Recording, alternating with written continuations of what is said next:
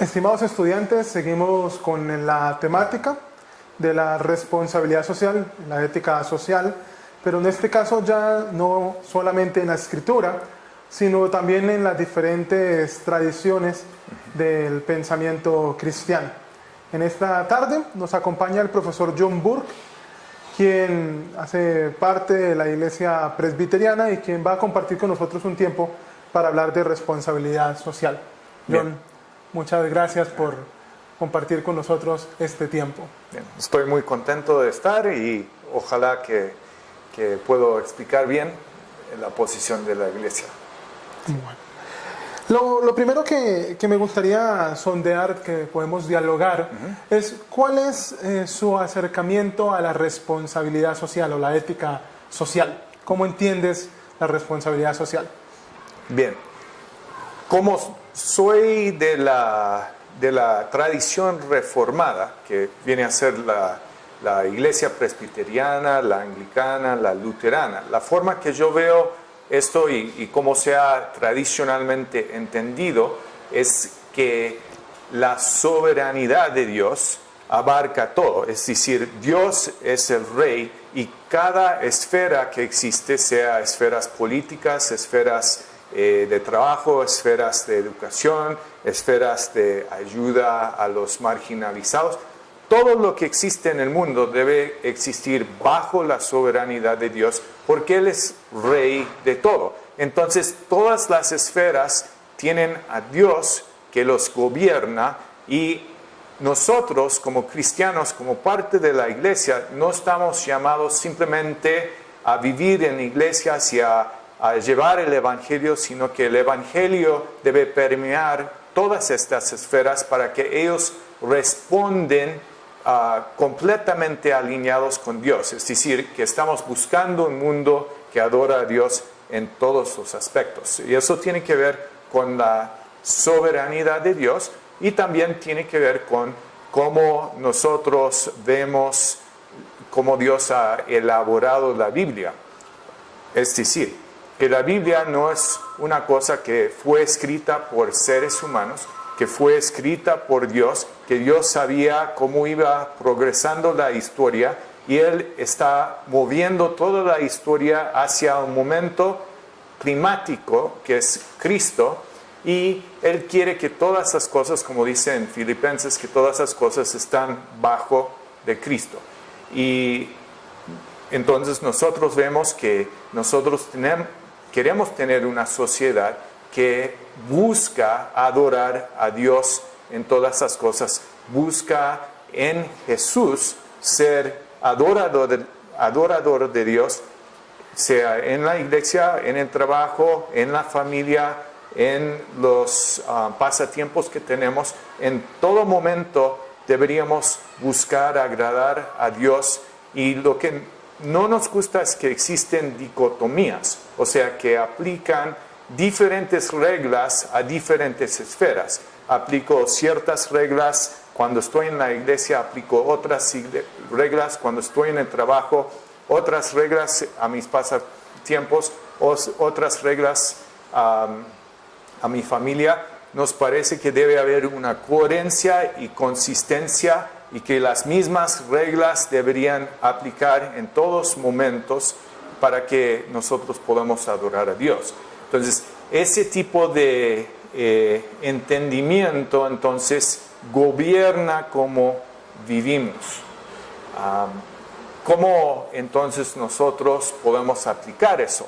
Podemos aplicarlo entendiendo que Dios es un Dios perfecto, es un Dios santo.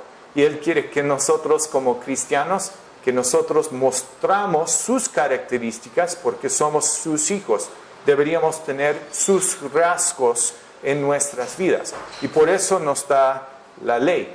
Nos explica, esto es lo que hace un seguidor mío. Y nos pide obedecer. El problema es que todavía tenemos la naturaleza pecaminosa. Y entonces las leyes que son buenas nos indican, son un espejo que nos indican cómo fallamos, que no amamos bien a Dios, que no amamos a nuestros hermanos, como dijo Jesús, si me aman a mí, entonces amarán a los que están como mi cuerpo en este mundo. Y nosotros no hacemos eso muy bien, desafortunadamente. Lo notamos cuando vamos a la iglesia y estamos a veces fastidiados por otros miembros de la iglesia o ignoramos a ciertas personas y hacemos lo mismo en las familias, en nuestros trabajos. No expresamos el amor hacia otros como deberíamos. Y entonces vemos cómo fallamos y eso nos lanza a una búsqueda de Cristo.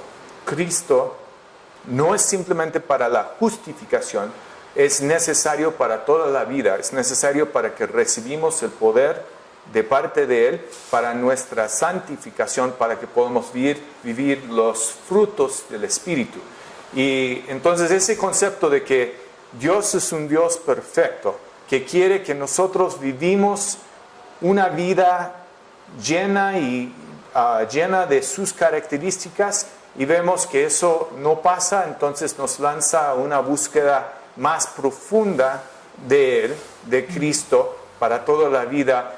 Es el tipo de ética que deberíamos vivir. Es decir, si vemos a Cristo haciendo algo, nosotros deberíamos hacer lo mismo. Nos llama a seguir su ejemplo, a seguir en sus pisadas.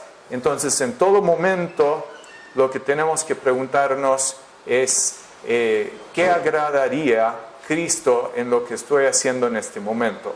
Y eso tiene que llevarnos a una vida de arrepentimiento, ¿sí? A decir no a lo que no está bien y a volvernos a Él en fe, buscando más de Él para vivir como Él quiere. Eso sería la ética, es muy relacional en esta forma de ver las cosas, porque tiene que ver con el caminar con Jesús, de ser Jesús para este mundo. Entonces afecta absolutamente todo. Vale. Tú tienes 2 hijos, Ian y Mati, y sé que también eres hijo de cristianos. Sí. ¿Cómo la iglesia, cómo en la familia se ha promovido esa enseñanza de la responsabilidad social, de la ética social a la siguiente generación? Pensando en ti, cómo aprendiste esos elementos de tus padres, o pensando hacia la siguiente generación, cómo lo estás enseñando a tus hijos. ¿Cómo se hace eso dentro de una iglesia reformada? Pienso que la primera cosa que se trata de hacer es convencer a la persona que es un pecador, que necesita a Dios. Es decir, no estamos allí simplemente para decir, eres un buen chico, para mejorar tu autoestima. Yo quiero animar a mis hijos, sí, no quiero estar maltratándolos. Pero yo quiero que ellos sienten una necesidad palpable de Dios y que eso permea su existencia. Es decir, si vamos abajo aquí, podemos visitar unos ministerios que trabajan para los desplazados, para los marginalizados, para los drogadictos. Nosotros somos más necesitados que esas personas. Y esa necesidad es lo que tiene que reconocer la persona. Porque si no reconocen eso, van a pensar que son autosuficientes en la vida, van a pensar que pueden hacer las cosas por ellos mismos, por su fuerza, y no van a buscar a Jesús como la resolución de todo lo necesario en su vida. Tampoco van a buscar a la iglesia porque van a pensar que la iglesia es opcional. O sea, yo cuando voy a la iglesia quiero ir porque quiero estar en la presencia de Jesús y pienso que su presencia está ahí muy especialmente. Yo quiero que mis hijos aprenden a tener un hábito de ir a la iglesia para estar con el cuerpo de Cristo, para adorar a Cristo, para disfrutar de quién es la iglesia y para que sean formados. Es un tipo de disciplina ir a la iglesia. Yo quiero que lo buscan también en sus vidas personales. Eso indica que ellos tienen que desarrollar lo que llamamos medios de gracia. En esto están formando una ética, una perspectiva respecto al mundo. Están desarrollando lo que ellos piensan como qué es el objetivo de la vida. ¿Es el objetivo de la vida simplemente casarse, tener hijos, conseguir un trabajo, ganar un montón de plata, comprar una finca en Río Negro y jubilarme? ¿O es el objetivo de vida algo mucho mayor que eso, donde yo tengo que estar involucrado, donde yo tengo que sacrificar, porque Jesús sacrificó, donde yo tengo que vivir mi vida para Dios? Y esa búsqueda de agradar a Dios y creer que Dios es quien dice que es lo que nos ayuda a tomar riesgos en la vida. Por eso hago tanta hincapié sobre crear una conciencia para escuchar a Dios en la vida, para trabajar con Él como una persona real, quien me ayuda a determinar qué tengo que hacer con mi vida. Es importante para la ética social, porque me enseña a amar a otros, y en ese amor tengo que responder a Dios de cómo invierto mi vida. ¿Sí? Nosotros conocemos por diferentes elementos escritos la relación que hay entre la Iglesia Reformada y la economía, aunque sea el acercamiento al capitalismo, al socialismo, el acercamiento, la relación que hay entre el pensamiento reformado y la educación, o el pensamiento reformado y la cultura en una línea más general. Sí.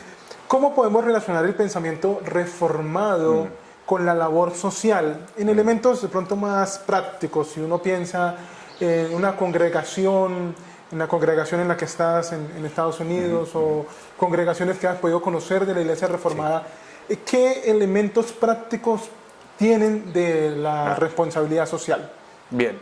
Bueno, por ejemplo, si hablamos de la educación en sí mismo, la perspectiva reformada es que la educación, su objetivo final, o sea, si tomas el catequismo de Westminster, ¿cuál es el fin principal del hombre? El fin principal del hombre es glorificar a Dios y disfrutarlo eternamente. Eso significa que toda nuestra vida debe ser para adorar, glorificar a Dios y disfrutarlo. ¿Qué significa eso en términos de educación? El propósito final de educación, como todo lo demás, es una búsqueda de cómo adorar a Dios. Yo les he dicho a mis hijos, ustedes están aprendiendo no simplemente porque tienen que obtener